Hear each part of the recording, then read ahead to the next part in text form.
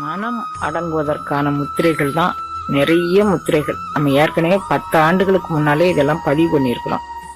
தியானத்திற்கு, நினைவாற்றலுக்கு, மனம் ஒருநிலைப்படுவதற்கு, எல்லா விதமான ஆற்றலும் பெருகுவதற்கான ஒரு முத்திரை இந்த முத்திரை. இதுக்கு பேரு ஹாக்கினி முத்திரை அப்படின்னு பேரு. இது ஒரு அற்புதமான பேரண்ட நாயகனை நமக்குள் உள்வாங்கி கொள்ளும் ஒரு முத்திரை. அந்த காஸ்மிக் எனர்ஜி அப்படின்னு சொல்லுவோம்ல, அந்த எனர்ஜியை உள்வாங்கி கொள்ளக்கூடிய முத்திரை. குழந்தைகளுக்கு நினைவாற்றலை தரும் முத்திரை, படிப்பிற்கான ஒரு முத்திரை.